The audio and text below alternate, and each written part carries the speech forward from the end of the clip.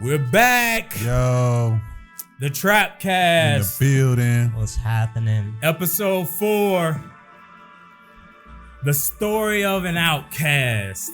And I got 3 ATLians with me here tonight. Myself, Ferg, KD, Dizzle. Snow. What up, what up? And we got a special guest.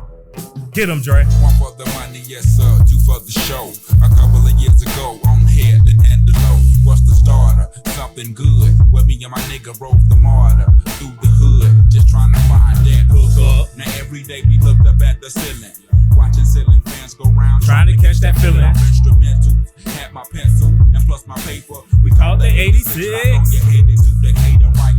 Trying to find our spot off in that light up in that spot. Knowing that we can rock, doing the hole in the wall clubs. This shit here must stop. Like freeze, we making the crowd move, but we not making no. Yeah.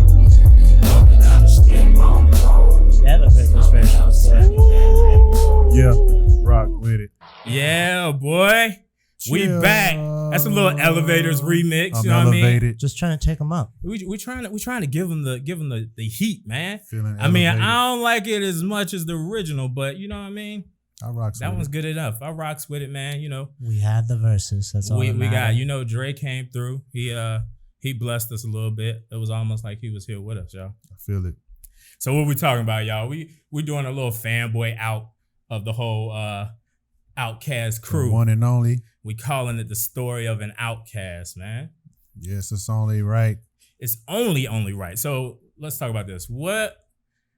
Let's kind of go through like a little history of Outkast. Kind of talk about like, you know, what did they do in the early days? You know, kind of, you know, that whole stank on your crew. I mean, that whole stank on your joint, the studio, the life of, you know, organized noise. So, you know, that dungeon family lifestyle. That dungeon family lifestyle, bruh. Crew, dungeon. Woo, we were here living the life.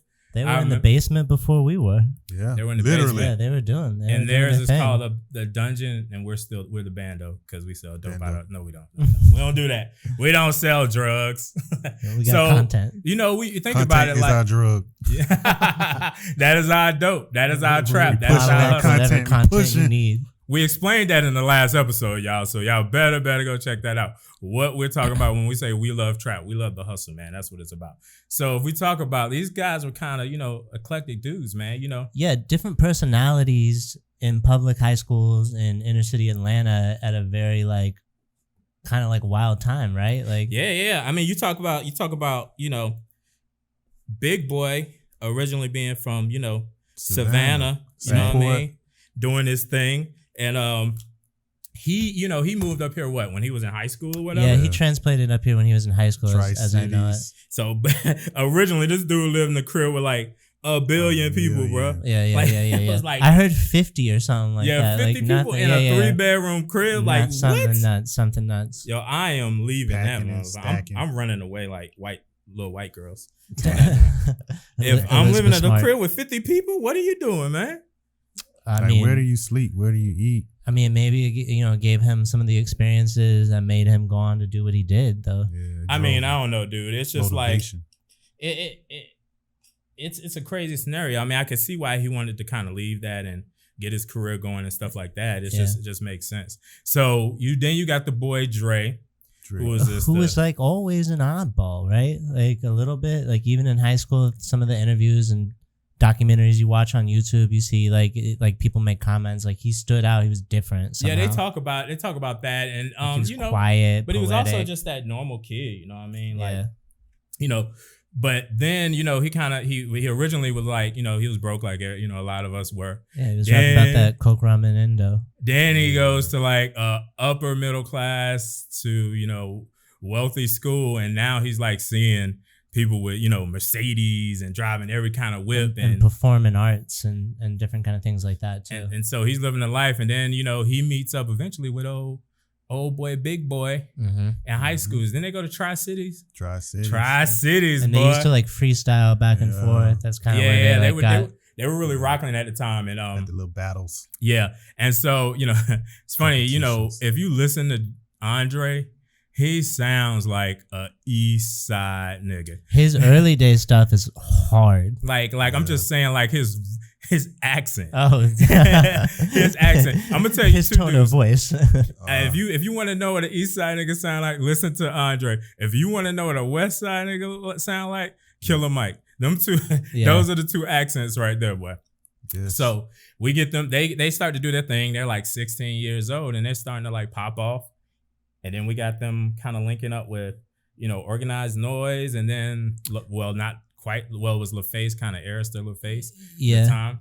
And they become Outkast. I forgot what the name of the group was before that. They had a different name. They used to try to do stuff. They didn't get a lot of traction, but they saw their first major success like 2 years into rapping, like together. Like that, they had like pretty unusual, like quick route to success. Like Players Ball put them on the map in a really, really big way. I mean, it went huge. Like it was 92, 93, something like that. Yeah, it was like 93. The cassette came out. Southern like Player the Camp. year after that came the vinyl. Yeah. And then that thing is next thing you know, it's shooting up on the Billboard charts, man. Because Players Ball was on a Christmas album originally, and like they didn't have an album, and it was like a random song on a LA Face like Christmas album or something like that. So which is wild, man. So wild. But what was crazy is like it's a Christmas song though. What's crazy though is these dudes on the top of the charts, but like they they were teenagers technically still, I think. Still weren't hugely known. Mm-mm. You know what I mean? Like I don't remember them at the time being. I got my water going. Sound good. I mean, but I will say that Players Ball for me was like that first song I ever remember hearing, and I was a little kid, and it was one of those songs that I was a little too young to really understand like the lyrical content, but something about that like melody, like I remember being a little kid like humming along, even when that song wasn't playing to Players Ball. And it was several years later that like I really started deep diving in Outkast. But Players Ball was a song I remember being on the radio at least. Yeah, I remember. So my first listen of Outkast, I think, was also Players Ball. But I remember I think I first saw the video for Players Ball on maybe Arnell Star show. You remember Arnell Star? Yeah. That Chilling boy. After Dark. Yeah. I don't know. What is that? Arnell Star was like, I'm too young. he was like this local, he was like this local like ATL, he covered like all the ATL artists at the time. Yeah. And so he would like show videos on his show like After Dark. It came on real like on a TV channel, like MTV or something. No, it wasn't a big. It was on a local channel. It was on a regular channel. Right? Yeah, something like it was probably 69. I kind of miss when cities used to have like some like local, randomly amazing local channels. Like we don't have stuff. I guess Podcast are the new version this was of that. like a nationwide local channel, but I mean, obviously it was like the only people in the ATL would like see the Arnell Star show. Yeah. And so he would just cover. Like I remember he had Witch Doctor on. Like that's when I first saw the Witch Doctor. This is for the radio. Hey, Witch Doctor was Dungeon Family too, wasn't he? Yeah. I'm pretty sure, yeah. Yeah, so that could be almost a whole nother. Just talking about Dungeon Family, that was like the first time episode. I saw Ticking. Oh yeah. Because I remember that's where I first learned the moves with like you doing the crazy ticks. I wish I could tick. it was any battle ticket. It's on my list of things I wish. Yeah, I wish I could still like kill these kids in the club, but I don't know if I could do it. Wait, didn't you used to dance though, right? Like, hell yeah. You used to dance. Like Katie, tell him. Motherfucker used to kill it. That shit was a workout. I used to be killing these niggas in the club. Nation Ferg used to be ready. He was old TikTok. Citywide. I was killing you, bro. Buckhead, it didn't matter. Juke joints, man. We went to every club, bro. Yeah. What about you, Katie? What was your first memory of Outkast? Southern Playalistic Cadillac Funky Music was the first one. The single or the album? The single. I caught the single first. I saw the video, and you know the nostalgia with the Kango and the the Atlanta jersey. Ooh, he was killing it. I was like, what the hell? This is Atlanta. This was like Atlanta was like officially on the map. And they had that wide body, like you said, you have to have in a song like that. They had that wide body in that music. It was so relatable. It was like, oh my God, this is like were you living like that? Like this Atlanta. Nobody had, well, maybe outside of like Wu-Tang, nobody had really seen dudes with like half done cornrows. Right. It's like really Atlanta flavor. Yeah. That was the thing that I think one of their biggest contributions to Atlanta is allowing Atlanta to be like Atlanta on the map. Bro, like Atlanta became a place where you could be comfortable looking different, sounding different. Dre was like with his shirt off. New York suffered from, despite Wu-Tang, I feel like New York suffered a little bit from like people feeling like you had to have a certain sound to be a New York rapper. Atlanta is not like that. Outkast, like from the jump, have always, they're like, we do our own thing. I mean, I don't know if I would say that as much Atlanta, because you got like groups like Onyx in New York that were crazy. It was a lot of it was a lot of crazy. There were some dudes who were smooth like the. I mean, I guess that to be fair, like I was realizing with the show we were recording earlier that I'm a lot more ignorant about my New York bag. I thought I was good for knowing Smith and Wesson and stuff like that, but there's New York. There's a whole like sub layer of New York music out there. But anyways, I don't know. I feel like they did a lot for Atlanta. So yeah, I remember like, and there's a cool story that the chain that Andre is wearing in the video is Diddy's chain. Yeah. That's apparently very true. Yeah. Like that was Diddy's chain. He also directed that music video. Yeah, he did. Yeah. And what's nuts about that is speaking of like the New York Atlanta thing. Like New York wasn't really fucking with Atlanta, but Diddy heard something. Biggie was seriously fucking with. Yeah. Biggie liked, and apparently Biggie liked Outkast like a lot. Like he liked Andre and Big Boy. Yeah. So yeah, that's his the chain that he's wearing in the video is Diddy's, and he actually directed the joint. So they apparently both showed up wearing different outfits, and Diddy was like, "Nah, I want to see y'all on what I saw you wearing like the other day. Like wear what you wear." Because they tried to like dress. I mean, they were young. I get it. Like I've done stuff like that before. They tried to dress for the show, for the video or whatever. I mean, that's an iconic one. Yeah, but I just remember that the Atlanta jersey with the Kango. That was it for me. And like at one point rapping in those woods, and if you've been in Atlanta, those are woods. I was like, those woods. I rode past that. That's place. like a very Atlanta forest. I felt Atlanta all through that video. You do, man. It's the representative of the city. So like, you were like, I tried to cut through those trees before and then regretted it because some crazy shit goes on in there. So tell me something. Right now, at this moment, what is your favorite Outkast? The one that's always like is Aquemini. I feel like that album, every song on it I love. There's not a skippable one on there for me. They did this like really great balance of like having the fun club dance shit, but also having some like really deep intellectual cuts. A lot of my like songs I've listened to more than any other song in the world are on that album. Like, but Aquemini is best. Every once in a blue moon, Southern Playalistic will creep into I'll be needing some of that like that Dre that's talking about like crazy shit like 357 to your foe. Like I need more of that side of Dre, but Aquemini overall. Katie, you got a favorite album?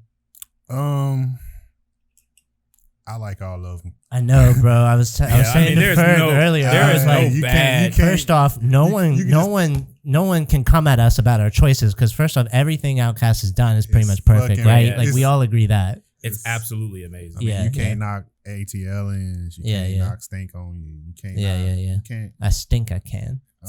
Stink. I even like Idlewild. I like all. I like Idlewild too. Yeah. And but what's the favorite right now? Gun to your head. You gotta make a decision. I mean, the song I really like is what's in my mind right now is the Players Anthem. So I can't really the international international play, but that's I think that's somebody else. But, what album? I just stick with ATL. That's a good one. Okay, so ATLians is my favorite one. I think it's just that like it's just hard hitting like.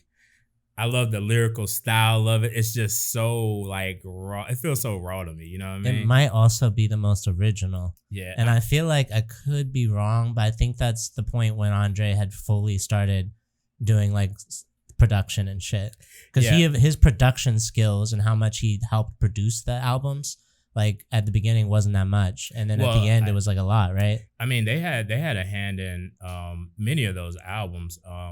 And obviously along with Organized Noize, but like they finally started to say they wanted to reproduce like most of these that's albums. Like there was like a little riff. But I don't know if I think ATLians like went too far away from everything. It kind of started to, but like I think once you get to Aquemini, like shit is, you like, what the fuck happened? Like, you like, damn, these niggas done out of space. Yeah, like no, they said they were aliens on AT aliens, but by Aquemini, you're like, these guys are aliens. By this time, you looking at the cover like, we're not lying, huh? Like, is that them? Like, and Andre, that's another thing. Andre drew all those album covers. Like, that's nuts to me. Man, like I'm like, where's Andre's Fade and Waves? Like, where the Braves jersey at? I mean, Big Boy's still wearing it, but Big Boy's kind of that was his style. I think that's his natural.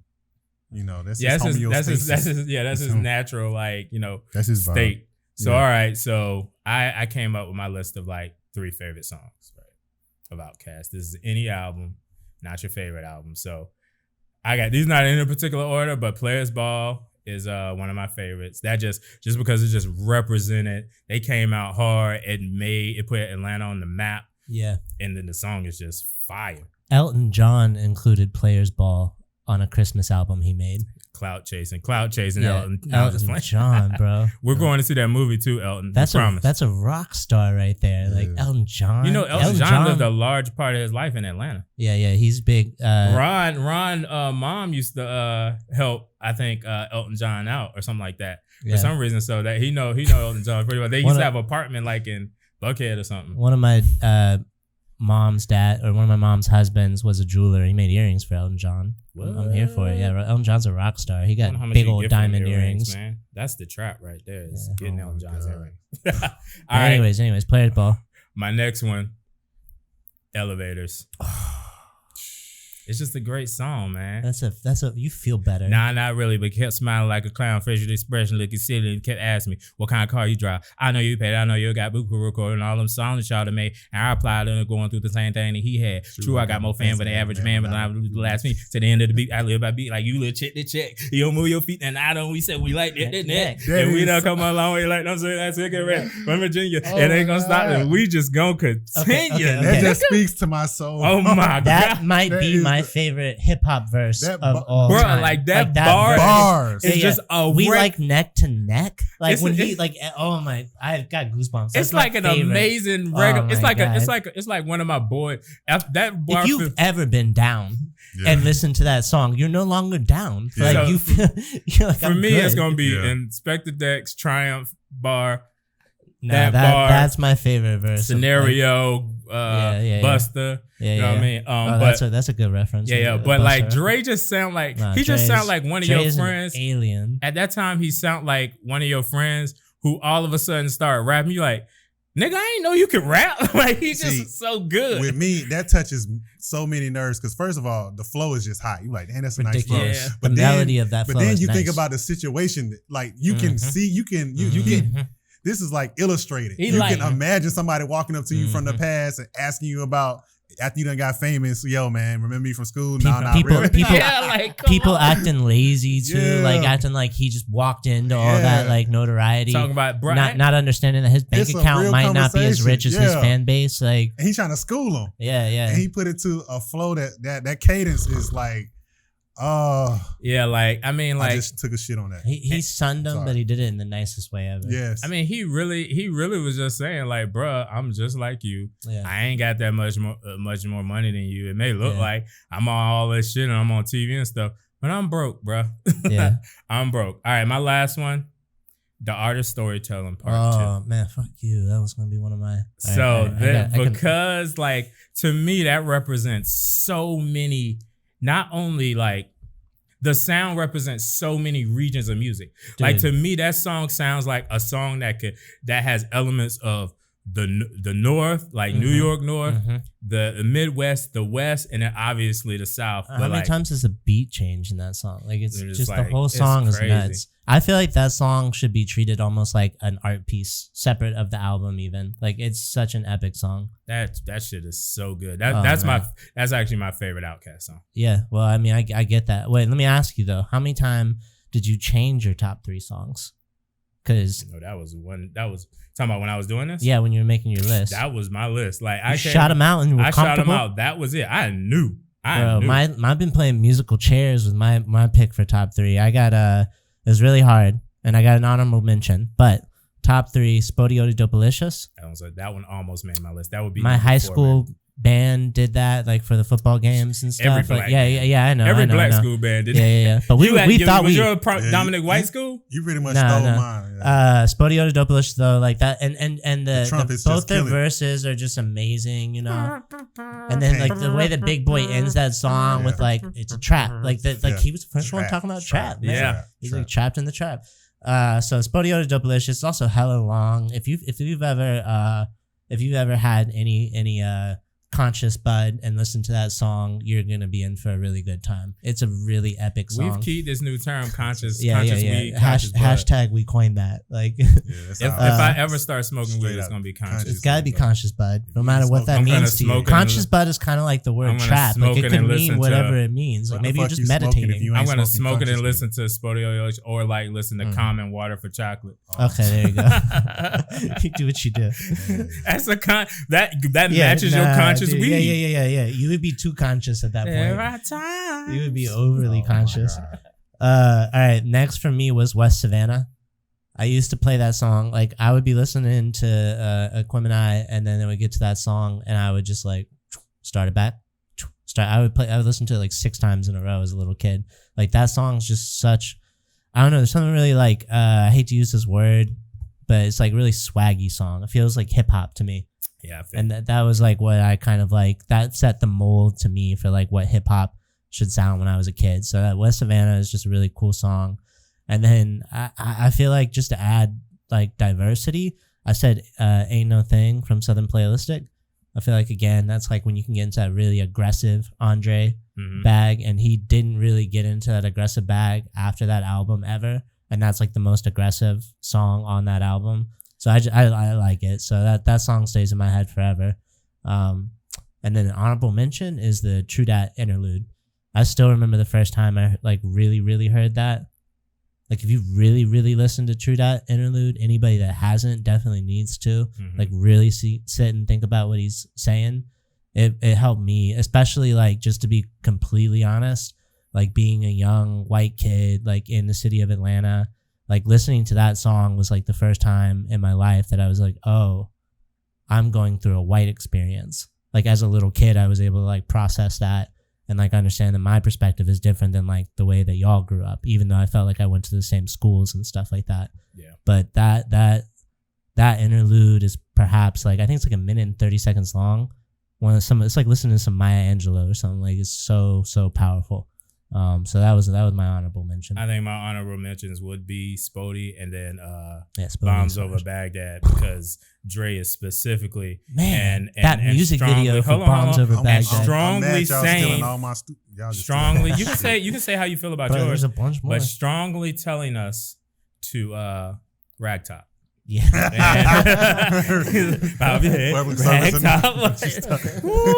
Telling us, he was like, nigga, Ragtop, man. Ragtop. He kept getting more aggressive with it. But you know what I mean by aggressive. You know what I mean? Like Andre Ain't No Thing. He was talking about shooting people. Like he was talking about some crazy stuff. Shit. Yeah, Bombs Over Baghdad is for sure a high energy song. Bombs Over Baghdad. Yeah. So what did you like about yours, Katie? I know you were saying Spody was like, what did you like about that song? Like, I liked it because he said, "Who else want to fuck with Hollywood Cole?" Boy, that's the hardest shit you can say. Boy, shout it like a horse skates on. Hey, shout motherfucker, like a plate of yams. Shout motherfucker, who want fuck with Hollywood Cole? You want to know how Atlanta? Shout man, you know what I mean? Fuck that shit. I'm gonna be honest. I'm just when you pose that question to me, I try to go back to it when I experienced it. That's exactly the hat I put on. I mean, I'm not as well, versed because you guys, y'all get in the crates like deep and y'all very analytical. But as myself, I'm trying to go back to that. Well, I wish I could have your perspective because like our age difference, like you grew up old enough to really understand like what was going on when it was happening. A lot of the stuff I like went back like after it had already been released, Yeah. So I'm dying to hear like what that was for you. Like I was catching them at the football games, the Spodio to Dopalicious, and I was trying to get girls at the same time, and I needed a vibe. Like a stallion with skates on. I was like, damn, she do like a damn stallion that's walking. It's like what that means if you've seen it. Shit, that's exactly what it is. That song, I just remember one of my boys. He could do like the trumpet, like he was like. He would do it like when I'm by myself and I'm whistling and shit. That's what I whistle. He this was is really killing that delicious. I like Jezebel, and I also Jezebel. Yeah, because I had girl issues. Fuck that shit. So all my shit, if you deal with a broad, liking a broad, hating a broad, it was all. I like Caroline, Jezebel. Yeah. Sorry, Miss Jackson. Sorry, Miss Jackson. Anything that's like putting me, because I was chasing too many bras at the time, and them bras ain't shit. So sorry about that. That's guys. A great segue into the next. Yeah, who's your favorite? Yeah. I'm interested to hear KD's. Big or Dre? For me, it was Dre. No brainer. I love Big Boy. He's also one of my favorite rappers. Yes. But I just feel like there's never ever been anyone even remotely close to Andre. I do have something that I wish from him. Like he's never given us a lot of like, I think Hip-Hop DX or whatever did a video about this, but he's never given us like a solo album. Like Love Below kind of is, but it's not really, because it was an Outkast dual album, and he just hasn't put out music consistently like Big Boy has. So that's not great. But Andre, man, like the way he raps, like the content. He's an artist. Yeah. Fucking left brain motherfucker. Also, I really respect him as like a real musician. Like he's exactly what you said. He's an artist. He taught himself how to play like multitude of different instruments. Like Jimmy. He taught himself how to do production, mastering, engineering. Prince. But do exactly. you think, but can he outbar me? I don't know, man. You've heard really my bars. He might run you a little bit. Episodes right now. No, he might not. See, Ferg's in practice right now. Andre's not been in practice. Once Ferg get on that conscious weed, get in his system. We get that conscious weed. I'm done. I'm killing him. Lyrical laps is what he's doing. But yeah, I get what you're saying. I think Dre's probably. I think he's my favorite. Okay. He can be fun and serious. You know what I mean? But I'm a lyrical dude. Like he's I like a storyteller. Bars. I like bars. I like Big Boy has stories rap too. West Savannah tells a story. I like rapidy rap. Miracle. You like that like hardcore purist rhymes, like hip hop nerd rap. I like a dude who like made me look ignorant and me think like, what the fuck that motherfucker say? Yeah, that little brother bag. The swag of Big Boy is undeniable. Yeah. That motherfucker, that's like... Who's cooler?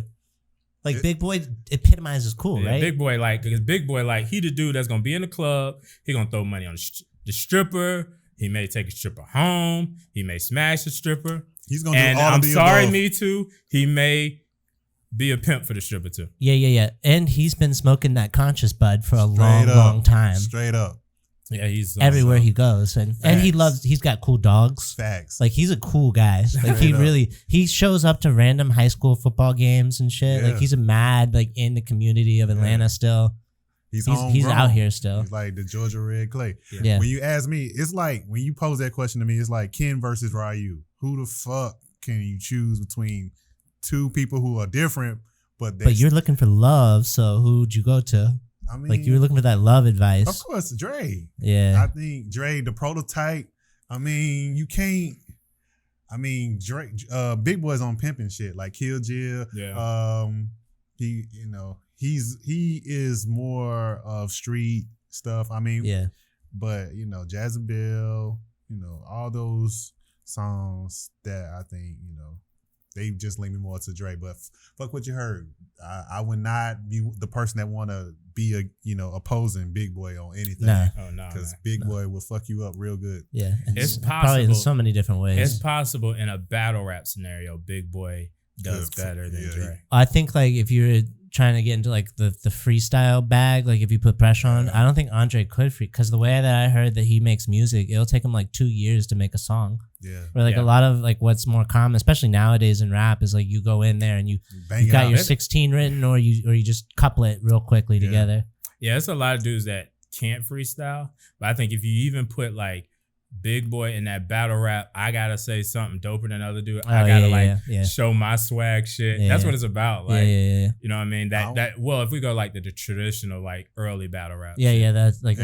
Once again, like I said, Big Boy is one of those cats that can still fuck up anybody that's hot right now. Straight up, he's one of those. Me. And look cool doing it. Yeah, too. Look really cool. Watch me school your young ass real quick. Him, Mystical. You got who else got their fucking bars? I mean that Ferg said Busta Rhymes earlier, and I was like, man, Busta Rhymes would dust people. Yeah, T-Pain's got bars. He just like a dungeon dragon. Yeah. Yeah, and that's one of the illest verses ever done. 100%, and that that combination of Busta with Tribe and like that whole sound in New York. Yeah. That's one of my favorites. That's the type of New York vibe I get on. So this like Cannibal Ox, like everything else, like I'm not as aware of. But yeah, I don't know who. So what do you think, Ferg, Andre or Big Boy? Like if they had to go against each other, just Big Boy, right? Yeah, Big Boy in a battle.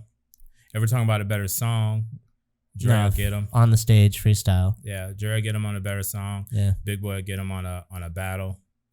Big Boy will get him in partying. Dre is like cocaine, and Big Boy is like Dre is like heroin. Crack. Big Boy is like cocaine. Yeah, I agree with that. Yeah, Big Boy is cocaine. That's better. Yeah. Cocaine. We doing all shout out to Kilo. So all right, we got this. Oh, this is funny. All right, so did smashing Erykah Badu change Dre's life? According to the testimony, yes. That seems to be, and it's not just Dre. I think she turned out a couple dudes, right? No, she's turned out an army of men. Yeah, like she's got like a basketball team. She like, has behind her.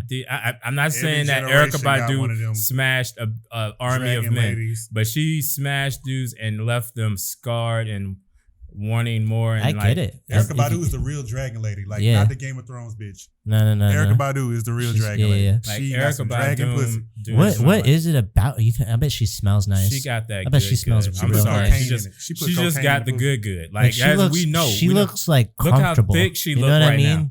I will. As whack as she dressed. Nah, I don't even think she's just on that hippie vibe. I like it. While Oprah's in the other room pissing on y'all too, I'm smashing. Nah, you can't. I'm smashing Erykah Badu. But you gonna be after you fuck Erykah Badu, you gonna be looking retarded. Yeah, bro. Good point. But she got video. Everybody that's been affiliated with Oprah, come up. Yeah. Everybody that's affiliated with Badu, you can come back from that. You can't come back from somebody pissing on you and it's on social media. Yes, you can. That's gold right there. Bottom line, I'm smashing Erykah, but she is. I heard on I think it was like a rumor report or something. She only has sex in missionary position.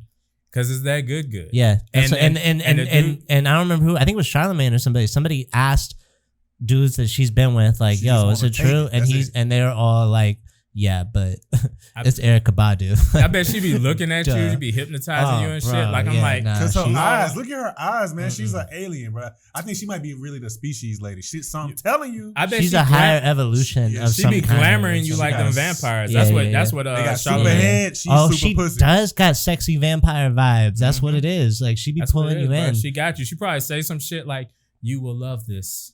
Apparently they met when they were both wearing turbans, though. That Dre raps about that. Like when he saw her for the first time, so she had on a turban. He met her at a party in New York. Yep, that's what he raps. They hit it off.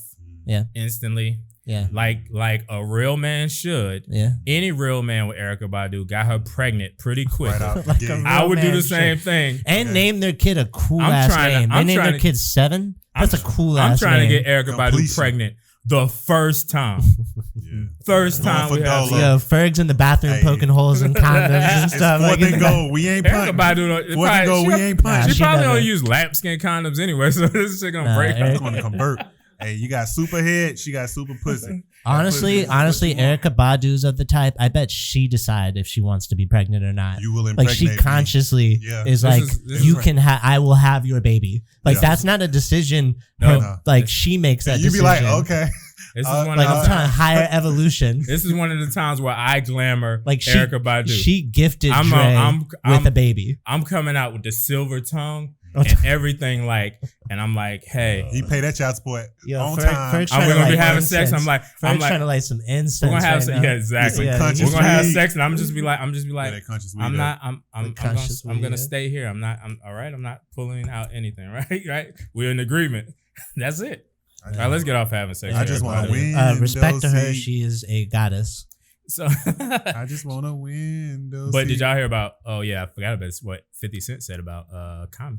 Well, he also 50 Cent always. Okay, so I'll tell you, I didn't click on the link and to watch the video you sent us, but I've seen this headline before. What happened? So basically, because I know Common was on the list. Common, just like all of us other men would, he was broken when him and Erykah Badu broke up. I mean, it makes sense. He's like 27, 28 I remember that. No Remember one's mad at that. Visions? No one's mad at Visions that. nightclub when he came down? Was he with us? He was rapping about that shit. Yeah, he was broken. rapping about And so he talked about that. that. Makes sense. And so Wow. 50 Cent said something like, I be telling these bitches that don't give me none of that Erykah Badu. That's a new weed type. He was like, he said something like, you can give me like a little small bit, but not the whole thing. He called Common the Vivica Fox of men, the male Vivica Fox. 50 Cent is really good at a diss.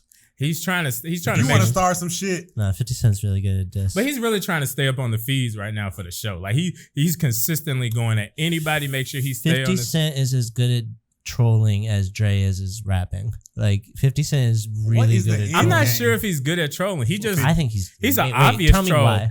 He's an obvious troll. Who's better at trolling? He's like the godfather of trolling. I mean, are you good at trolling if it's like not creative? Man, Ghost is gonna kill. His trolling isn't that creative. Oh, I mean, I think the hashtag get the strap.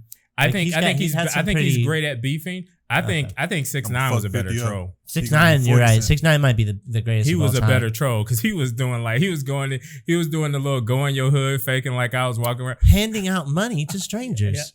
Yeah. I think there's a difference between like a guy who's able to be good in a beef in wartime, which I think 50 is. And like 6ix9ine was like one of the best trolls who ever lived. I mean, he is in jail now, so we'll see how that turns out. All right, so another thing. Let's talk about style and fashion. What the fuck do these two dudes wearing? Especially Dre. This motherfucker wore a diaper one time. Platinum hair. He was big into the sundresses. Dre likes sundresses more than I like sundresses. Like Dre was really into some. The fuck he be wearing? That Badu pussy, bro. I'm telling you, some of this was happening. Look at what Badu was wearing. She was wearing her clothes. Yeah. Maybe I just wear some of your shit. This dude, he had some of her shit still in the closet after they broke up. He just started wearing that shit. He got like I just smell it. I just want to smell the pussy. He got a diaper and a daisy in his hair. Like he just be doing the most. I remember Big Boy said one day he just showed up to the show with a diaper. He was like, then Big Boy was like, okay. I mean, the baby's doing the same thing. Yeah. The baby's running around in a diaper. That makes sense. That's a part of his brand. But he also beating the fuck out of people too. Yeah, the baby. Yeah.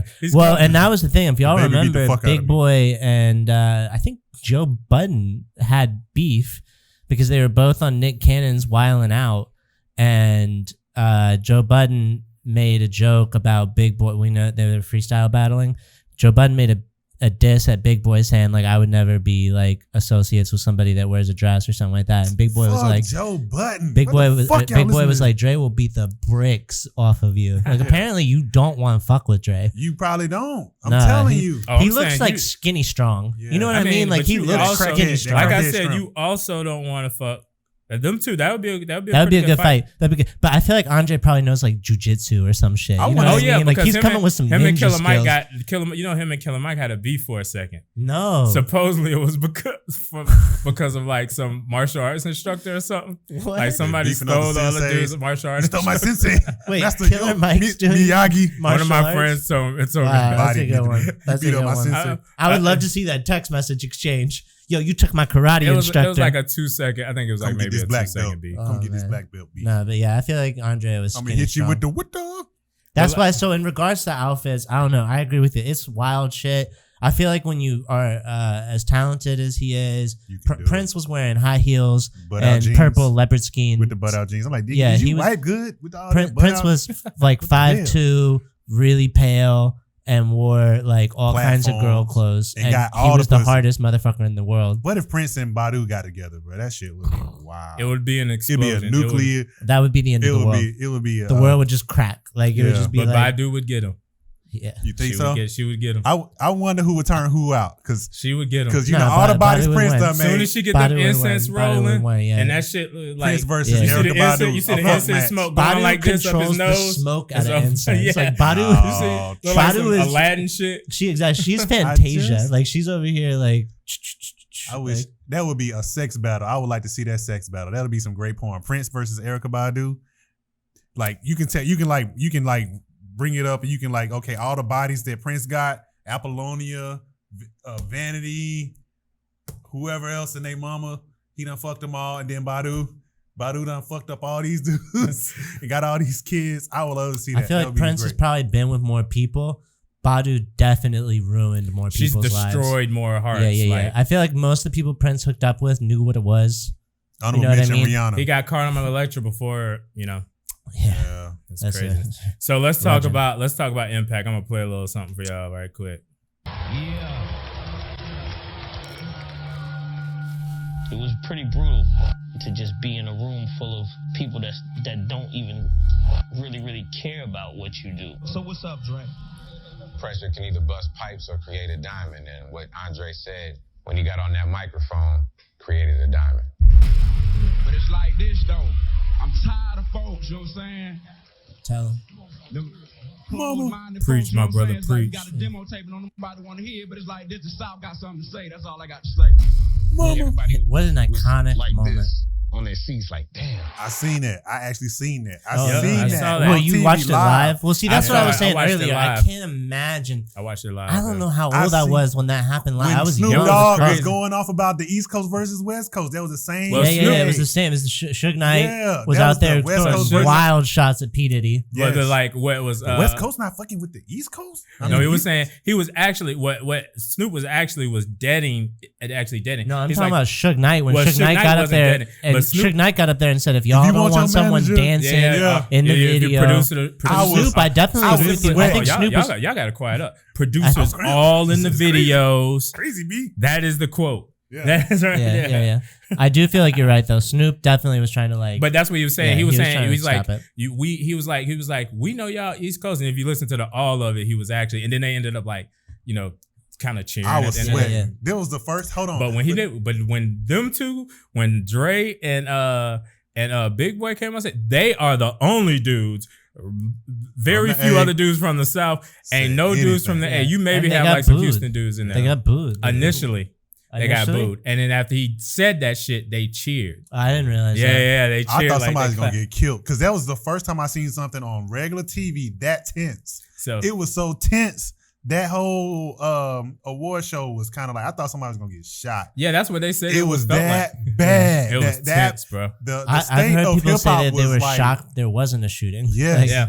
It was tense. I was at home like, oh shit, mama, they going to kill somebody. So when they first won, they were booing them. Because I also think like the West Coast was just considering like, y'all motherfuckers East Coast too. Yeah. And then Dre said that. And they was like, you know what, man, this brother ain't got no beef with us. And people they did the claps and stuff like that. And it was like, everything changed after that, bro. I gotta rewatch the video. I didn't realize they cheered after he said that. They clap like after he does that, you'll see the clap. If you see the video, they'll start clapping after that. But like that changed everything, bro. Like the South, they literally put obviously the ATL on the map, but they pushed the South so hard because they were like you could anyone from the North could feel them, like from New York. Like this is still comparable to kind of what we do. Yeah. Like these dudes are spitting. It just sounds different. They opened up the door for not just Atlanta, but the entire South. And that's nuts to think about because there's Memphis, like so many other good Southern cities too. But so after you get that, because right now, like they number one, but they ain't really getting the recognition. But then later on, you kind of get like a boy we talked about not too long ago. Let's see if we can get this. Down here in the dungeon, right? You know what I'm saying? But a chicken wing. That's Fab Five Freddy. Yo and Tim V Raps. We talked about Fab Five. This is an iconic video. Where it's all jumping off from. They in the dungeon at this point. In the 95 Impala special edition. 95 Impala, boy. Monday morning. There we go. That's my man. It's my man Rico talking. You know what I'm saying? What's up? East Point. So like, tell us how this whole thing come together. Of course, we ain't got a lot of time, but briefly, tell me how this whole situation jumped off. We got tired of niggas. I mean, we got tired of folks rolling. You wanted to say niggas. So we decided that we had a love for this music thing. So we saw young brothers like Big Boy and Dre. They came to us, you know what I'm saying? And they was like, they had skill. They like, we want a bus. There we go, keeping it real. And over here, my man Andre, I know you definitely keeping it real. Oh yeah. You know what I'm saying? We over here chilling like so ATL, we in the dungeon. And this, you know what I'm saying, where we just make, you know what I'm saying, make our music. We such an iconic video. Just be cold in the winter, you know what I'm saying, hot, you know what I'm saying, steaming like it is now in the summertime. I'm saying, but we were doing what we doing, you know what I'm saying, like that. Definitely keeping it real. They didn't like his accent because it's so strong. It's so strong. It's like it's real Atlanta strong. all day. Like I said, it talks to me because I talk the same. Yeah, like him and Killer Mike, their accent is so strong. Even today, it's still strong. But like I remember seeing that shit. Like when I was a kid, I was like, damn, these motherfuckers really on now. Like I was like, Mama, we famous, Atlanta famous. Like we hadn't been seeing nobody. We just seeing Jermaine Dupri doing like shit, like so that bad. Jermaine Dupri had made it by that point. Yeah, he wasn't Escape, but he still wasn't. TLC. He wasn't getting the same recognition. I think L.A. Reid had been popping. TLC had TLC was popping. But it was mostly R&B I know what groups. you mean. I know what you mean. I feel like people knew Usher, these Raymond. songs, but didn't know. They didn't know people. Jermaine Dupri was really doing that. Exactly. Just like a lot of people didn't know Chris Diddy Cross was had made it over. Right. Yeah, Chris Cross had finally like started to pop, and that's when you started to see Jermaine. But it was mostly Jermaine at the time, and we was hearing like was it ABC? ABC. Remember ABC was with what's the name? Are they Atlanta? They from Atlanta, I think, but they were with what's the name for Boys to Men? So is that like? Do you consider that to be like one of their biggest contributions? Is like opening the door for Atlanta like that? Like that has to be hip hop. Like that's rap. like their biggest gift. It was huge. Like it's literally like because we had a lot of rappers, but none of them ever got to that level. I feel like Atlanta is going on close to like 20 years of running hip hop. But they was popping. I mean, it's the main reason why, because like I said before, like Monopoly. once we got into the point where most artists are basically independent. Yeah, you had like Atlanta was huge because they had been independent for so long, and so but they just paved the way for it. Every fucking thing, because there was a lot of dudes who was popping in Atlanta. Like Kilo was he was local, but he was local. He was local popping. He was like a local hit. He right? was like, extremely local. Like but motherfuckers hugely really popular here, but not as much. There was a lot. Even in early 2000, there's a lot of rappers like who were huge and making a shit ton of money. I didn't realize until I moved. Baby D. Lil Jon. Lil Jon was part of that whole like So Def Bass All Star stuff. They don't even know. He was the DJ of all that shit. He was with them first. He was with them first. He was responsible for like the Mabus and all that shit. And when I lived West Coast, I didn't realize how like no one outside of Atlanta really knows Ludacris's like from the previous to what he is now. Like people think of Ludacris as like franchise movie star actor. A couple of big top 10 Billboard hits. Wasn't he? Was he College Park or East Point? Oh, Old National. I think it was some Old National. Old National and Godby Road. Old National. So, but yeah, that's a huge contribution that they had. What do you think? Who inspired Outkast? Oh well, I think one of the big things is their God. Hey, one of the they obviously got inspired by. Mostly I'll say this. I know Tribe, De La Soul, Brand Nubians. Inspired like everything they did. George Clinton, I feel like had a little influence there. I mean, like if you talk about the R&B side, you can talk about George Clinton. I think, but like that really like close knit like Tribe probably tops. That's who I had top of my list. De La Soul, Brand Nubians, like them motherfuckers like really influenced that style, that weirdo style that you may think about that allowed outside you to be box. What the fuck you wanted to be, you know what I mean? Yeah. I do like in my like when I'm like, oh, this is the way I wish things were. I do like think that Dre probably was influenced by Prince. Like there's just too many similarities, I feel like. Yeah. Prince, Jimi Hendrix, that it's on the list. Yeah, like even like let's talk about like their impact of like Atlanta, like from we already talked about like they paved the way, but like they take them global. Who can we directly like say they really obviously everybody today? In the I think JID like, he's definitely got some Dre vibes for sure. CeeLo Green. CeeLo was originally a part of Outkast. Yeah. He was a member of Outkast originally. Yeah.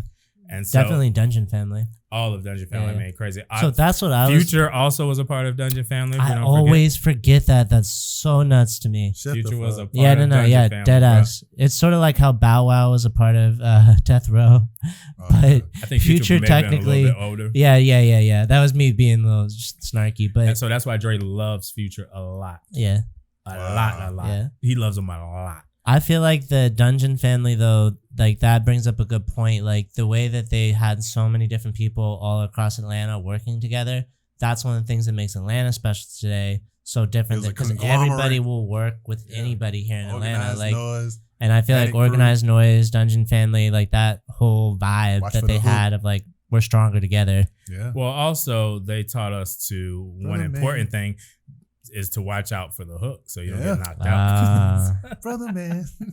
And they also taught us that all these girls want to cut. And it's okay. Obviously it's okay. Like definitely okay.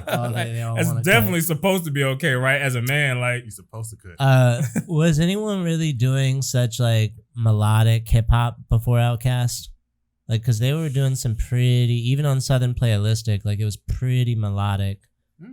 I think Scarface was melodic. I would say Houdini was melodic. Oh yeah, back in the day. Yeah. I think that was out there. They just kind of like Jermaine Dupri, dancer for Houdini. Yeah. Don't forget about that. But I think they definitely had, but they definitely had that like different style and their own flavor.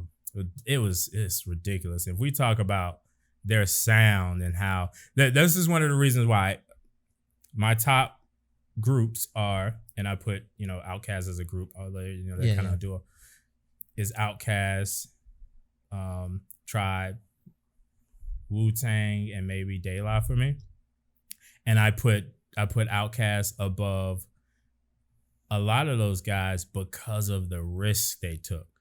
Okay. They literally were taking the most extreme risks sonically. Every album was so much different than the last. And no one could jack their shit. You never really hear shit that sound like Outkast. I started thinking like, who else sounds like, what other group? When I had that question, like, what other group is like Outkast? I was like, every album they've ever done has gone at least 2 times platinum. And they're one of like 3 rappers that have gone diamond. I mean... Bro, man, they're like nuts. They're unbiteable. You can't fuck with them. Because and one thing, they weren't sampling a lot of music, and it was just their production was so much more original, so south, but it was so soulful, universal. It was like celestial. But they were literally making the noises that they used to make the beats. Like they were making like their beats are like compared to food, like they were organic, like Whole Foods lettuce. Like, there was a brief moment where I had Tribe above Outkast.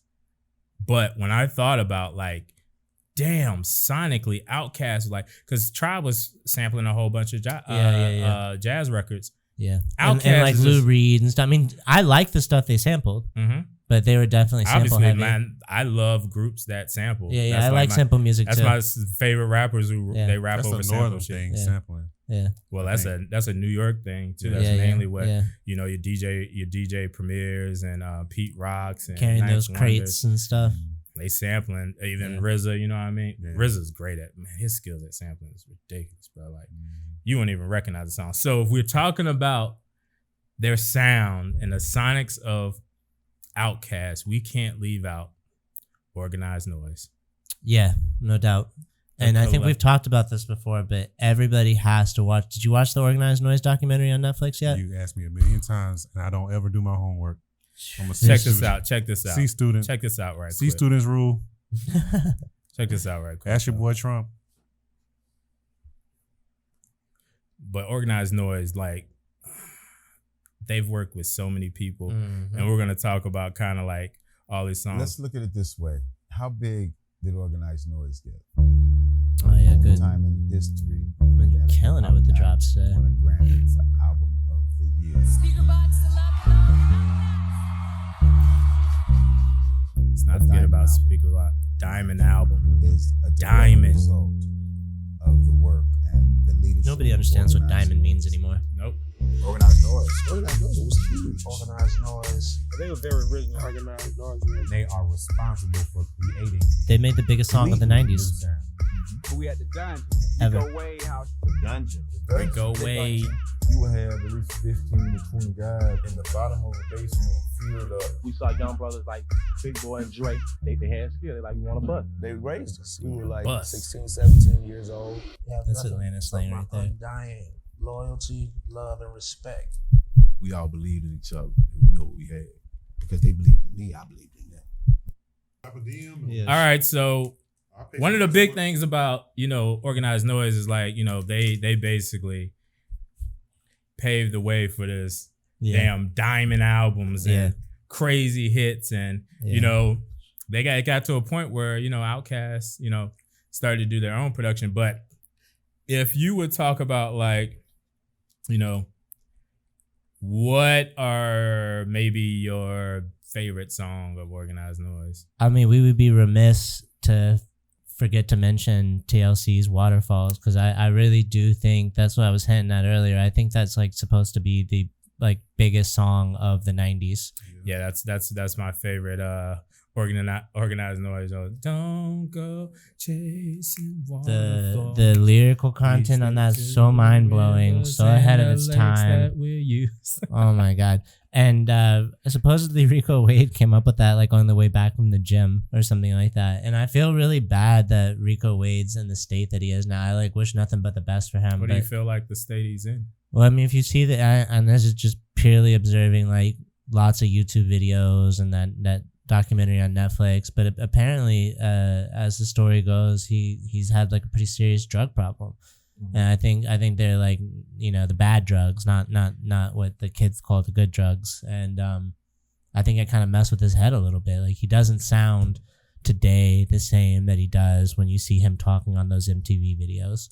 And Sleepy Brown, I think, even talks about it sometimes. Like, I think it really upset them that they couldn't help their friend out like that. People don't realize Sleepy Brown was a part of Organized Noize.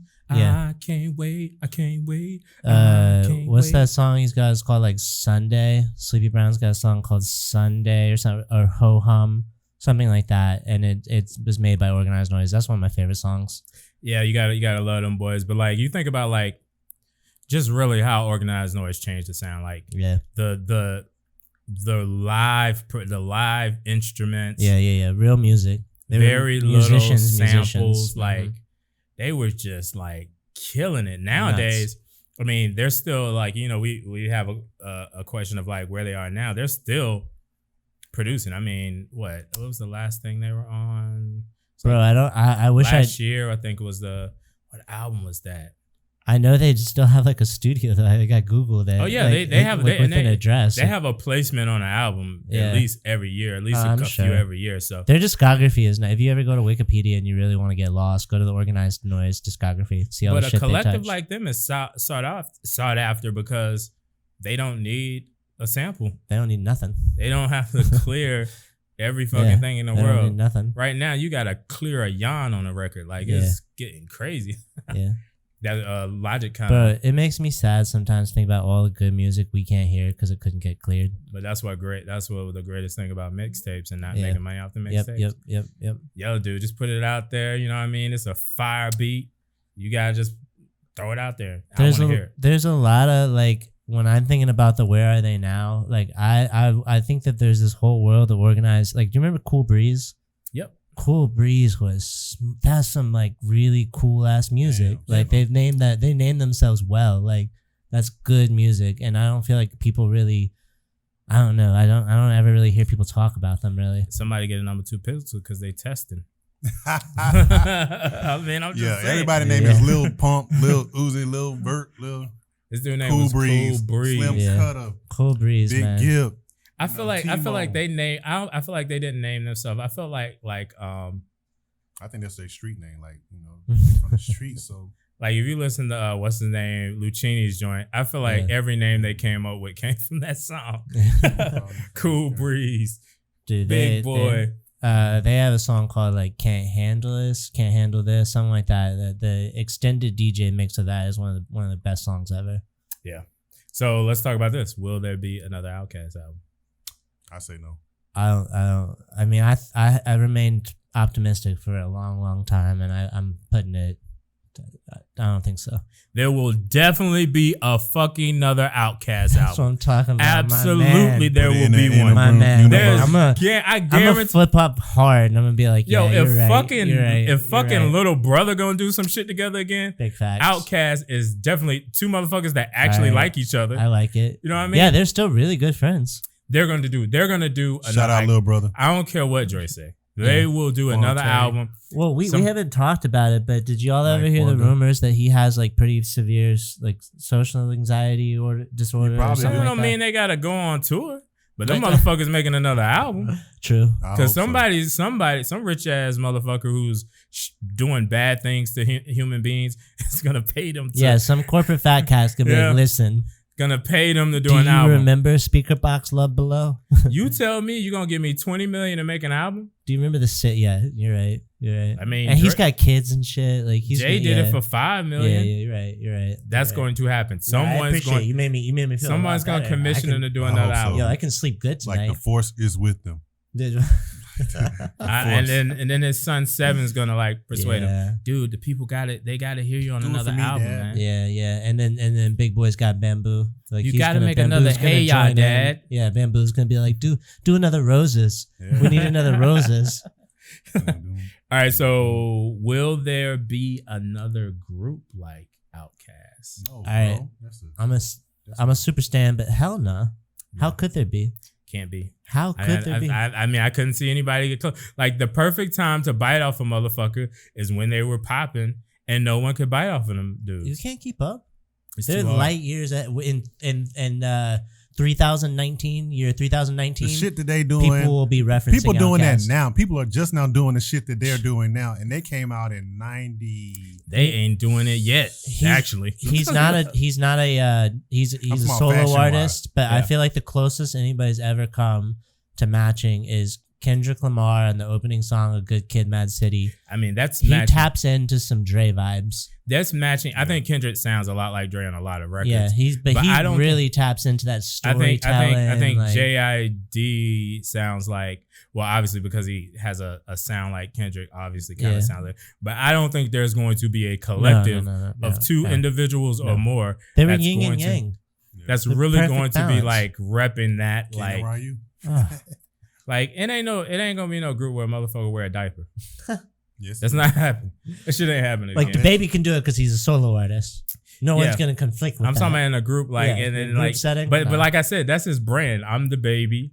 I should be able to wear a diaper. Right. That makes sense. And I'll fuck you up. The baby will fuck you up. He seems like he's not messing around. I'll fuck with him. So let's talk about, you kind of hinted at it, like what do we think is going on with Dre? Like, I mean, I've heard just rumors and stuff on the internet that he's got some really big social anxiety disorders. This is like a really like gossipy story, but I was in a store like a couple years ago and somehow got in this random conversation. D'Angelo was the start of something good. But me and my niggas rolled the martyr through the hood, just trying to find that hooker. Now every day we look up at the ceiling, watching ceiling fans go around, trying to catch that feeling of instrumental. We've had that pencil. Okay, I'm sorry. Intro. No. You good. Take it up. There's this old white lady that I randomly started talking to, and she did not look like, I would not have been like, oh, you know who Outkast are. But somehow we started talking about Outkast, and apparently her husband had been diagnosed with some kind of form of cancer and had been diagnosed terminally. And apparently his like greatest thing that he loved more than anything in the world was Outkast. And so their friends knew this, and like somehow like Guerrilla Team reached out to Outkast, like just asked everybody they know to ask everybody they know kind of thing. That's dope. Outkast showed up. Andre and Big Boy showed up at dude's house, like with, you know, that woman I was talking to, brought a bunch of swag, autographs, sat with him for like 2 days and like hung out with him and shit. Like, that's dope. They too cool. Good ass average people. Dude. Hey, I'll say this though. Dre and Big Boy, I got chicken pox. Yo, what's up? I'm in the band though. You can come see me. You say you contagious. You're contagious, man. Contagious. You never know what happened with chicken pox. You never know what could happen, bro. I'm an adult with chicken pox. Yo, that's a question. That shit fucks you up. Some people call that shingles, but I hear you. Yo, I don't know if black people get shingles though. I've never seen shingles on a black person. They call it shangles. Shangles. That's why. God damn, Katie. That's messed up, bro. Why would you say that about them? So let's see. So we got Big Boy and Dre. What about Big Boy? Like what's next up for Big Boy? Big Boy doing his thing. He's touring and everything. He's selling Big Boy dogs. He got pit bulls. Pimping. Yeah. He had the Super Bowl. He dodging divorce court. He's doing collab albums with rock groups like Fanagram. Did you listen to I think it's called Big Gram? It's a good album. That's a good album. Shout out to Big Boy. Yeah, Big Boy is cool. He gonna keep it moving. He was on that He stays touring. movie. Yeah, he stays in all the ATL movies. Yep. Any ATL movie, he slides. Yo, he be doing his thing on the acting tip. He be repping for the A. He get in there. Yeah, he get in there and do his thing. And he plays that character like really well. Yeah. Like you drop him in that like cool pimp type guy, like he's gonna big boy as that. Wasn't he in that the new version of Shaft? I did not hear that, but I would love for that to be true. Yeah, I would be really, really excited. I would see that. Oh no, this new version of Shaft came out. I'm trying to remember if he was in the movie. I haven't seen it. Oh no, I don't think he was in that one. Is it out? Like I can watch it on Netflix? You talking about the dude that had the slick back? Yeah. That was the I didn't second see him Shaft. in it. I didn't see it. Yeah, I don't remember seeing. Maybe I'm just thinking about ATL again. They had some whack motherfuckers in there. Only person was in there that was good was Omar. They had Omar in that one. Well, they had old dude from The Shy who just got you talking about Shaft from 2000? Yes. Oh, yeah. No. Recent, like the recent was like 2018, 17 or something. He's listed as tough guy on Shaft on IMDb. Oh, that was like. So that was Big Boy? I'm trying to find it. Set it on Google. Whatever Mitchell. What's that dude name? Jason Mitchell, who got like sexual misconduct on the show. Oh yeah. He was definitely on there. Bro, what do you think he did? He probably grabbed him by the pussy. He was Martin chicks. He basically fallen in love with the people that he was supposed to be play loving in the shows. And she's got a boyfriend, yo. Her boyfriend is the dude from Dear White People, the dude that be whooping everybody ass on that show. Really? Shout out to Dear White People. That's a good stuff. I love that show too. So what else we got on Outkast? What do we what I would it's just a pipe dream. I'd love a Dre album. Again, I know Love Below is kind of that, but I want like just a straight up Dre album. I would like a movie Outkast. You know that's gonna happen. There's gonna be a biopic, hopefully. Cross my fingers. But YouTube has a great. Hopefully, we can include the link in the description. YouTube's got a great documentary on Outkast, like an hour long. Yeah, super great. There's footage. I think it was like originally from like the VH1 behind the music type deal. Hella footage from back in the day, like super impressive. Yo, I just need y'all to include me on a feature. I'm not a rapper, but yeah, what would you kill on a because they got a lot of things that they feature I would literally just say Trapkast, subscribe on that damn thing. That's a hard feature. That's a really hard feature. It's a fucking bar. Yeah, bro. that's a hard feature. All right. So we paid our trivia. We kind of fanboyed out Salute on Outkast. Salute to you, brothers. You made ATL popping. You made ATL Hip-Hop popping. You changed our lives. You made us excited about music in the A. You gave us bars. So many artists respect you guys. So we love y'all. To all the fans out there, you're actually called the Connects because, every trapper needs a connect. So all our shout fans, out to the Connects. AKA the Connects. We appreciate y'all for watching us. Follow, subscribe, all of that, man. We love y'all. Y'all got any last words? Thanks everyone for listening. Erykah Communicate Badu, with us. My number is.